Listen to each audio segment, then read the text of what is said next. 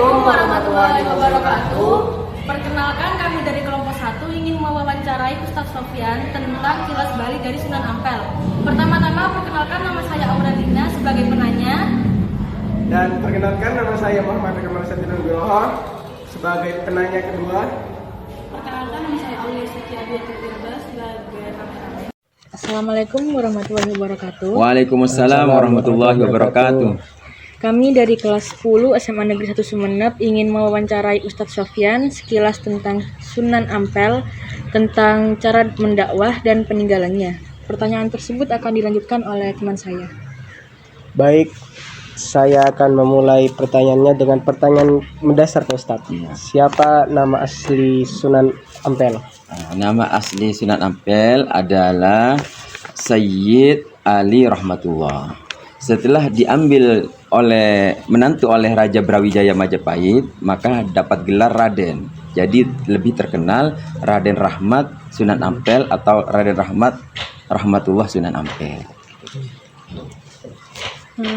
Kalau boleh tahu, kenapa Raden Rahmat dijuluki Sunan Ampel, Ustadz?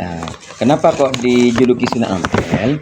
Karena setelah dipercaya oleh Raja Brawijaya Majapahit, akhirnya Sunan Ampel ini Raden Rahmat dikasih sebidang tanah di daerah Ampel Denta, dan di situ jadi istilahnya tokoh keagamaan, tokoh masyarakat. Karena anggap Wangasa Ampel, maka lebih terkenal jadi Sunan Ampel. Pertanyaan yang ketiga, Sunan Ampel itu merupakan anak dari siapa, Pak Ustadz?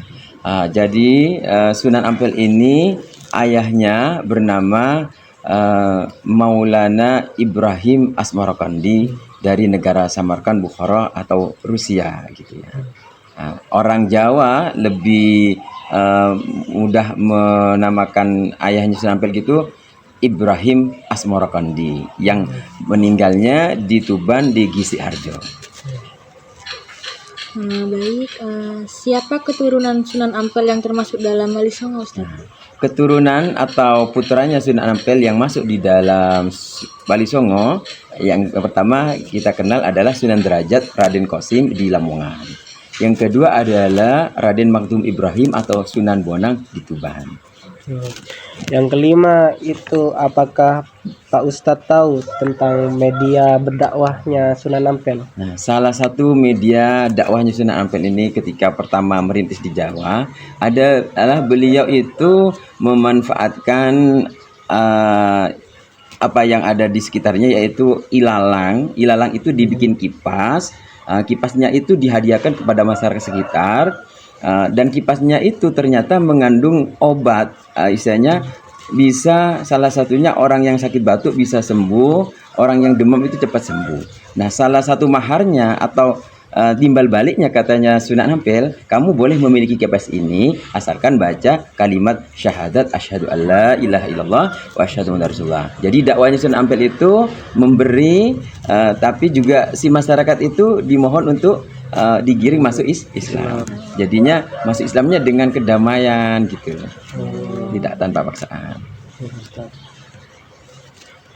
Apa Ustadz tahu kenapa Sunan Ampel memilih metode berdakwah tersebut? Karena dengan metode dakwah tersebut, masyarakat kan senang kalau dikasih sesuatu dan didoakan. Akhirnya kan percaya. Oh baik Pak Ustadz, yang ketujuh itu kan ada istilah nasihat mohlimo. Apa Pak Ustadz tahu mengenai nasihat itu? Nasihat mohlimo itu bahasa Jawa. Moh itu artinya tidak, ya. Mohlimo tidak mau yang lima. Yang mohlimo tidak mau lima itu satu adalah moh main. Moh main ini tidak mau bermain judi maksudnya.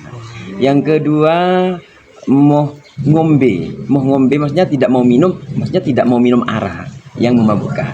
Yang ketiga adalah moh maling, tidak mau mencuri, tidak mau mengambil hak orang lain, ya. Yang keempat adalah moh madat. Moh madat ini gak mau candu, gak mau, kalau sekarang narkoba, gak mau gitu ya. Narkotika gak mau. Yang kelima adalah moh madon, artinya gak mau mengambil istrinya orang lain, atau mempermainkan wanita yang bukan haknya, wanita yang bukan istrinya, wanita yang bukan mahramnya, gitu ya. Apa Ustadz tahu peninggalannya dari Sunan Ampel?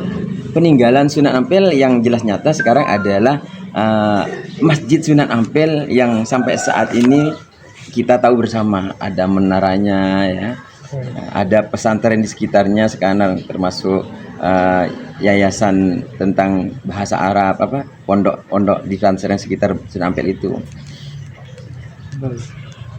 Kalau boleh tahu Sunan Ampel dimakamkan di mana, Ustaz? Sunan Ampel yang jelas kita juga sama tahu, insya Allah dimakamkan di baratnya Masjid Sunan Ampel. Dan alhamdulillah sampai detik ini sangat antusias masyarakat, terutama Jawa Timur, bahkan luar Jawa, luar negeri, menziarahi ke Sunan Ampel karena tingkat keberhasilan Sunan Ampel ini memang sudah nyata gitu. Menurut Ustadz, apa keistimewaan Sunan Ampel dari Wali Songo yang lain?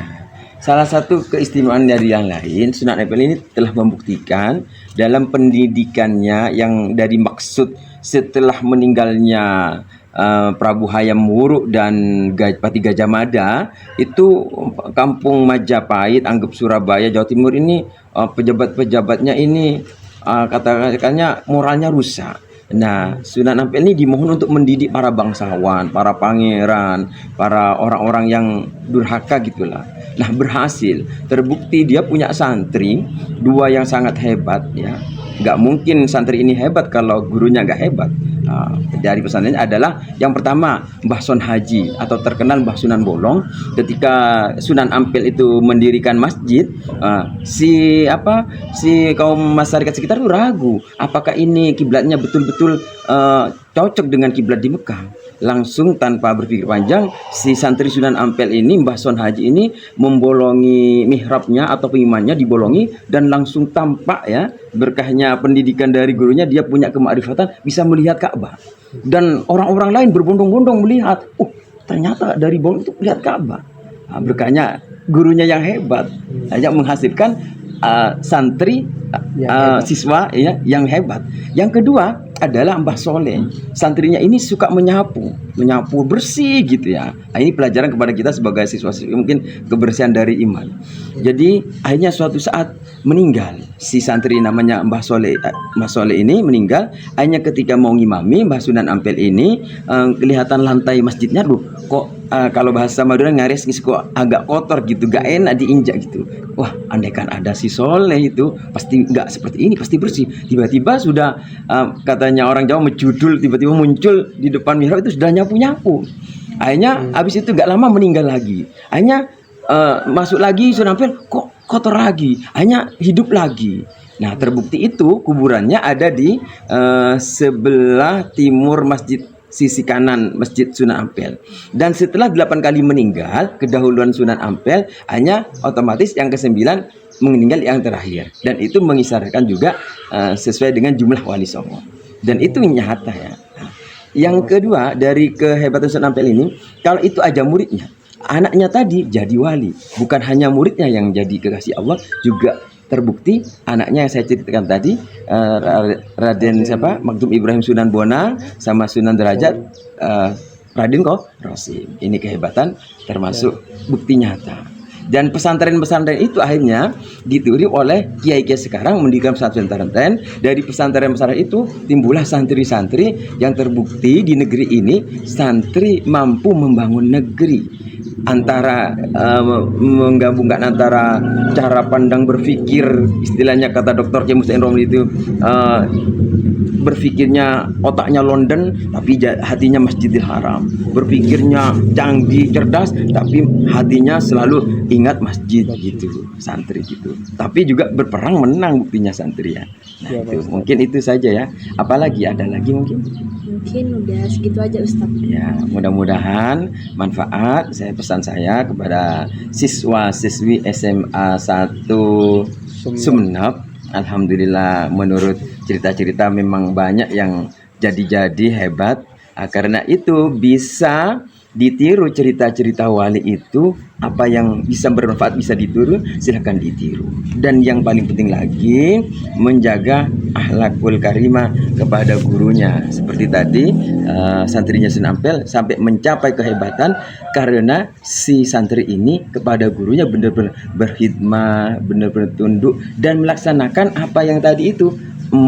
Yang kelima itu, tidak mau berjudi, gak mau minum arak yang memabukkan, gak mau mencuri yang bukan haknya, gak mau narkotika, gak mau narkoba, dan gak mau perempuan yang bukan miliknya. Atau kalau maaf ya cara kasarnya, kalau di dalam siswa ini gak mau pacaran sebelum persiapan memang menikah. Makanya ada istilah kata Kiai Musta'in Rom di Jombang itu, siapa itu yang kau bonceng nak? Kawan ya. Justru kawan itu berbahaya. Kalau sudah dikawin boleh gitu.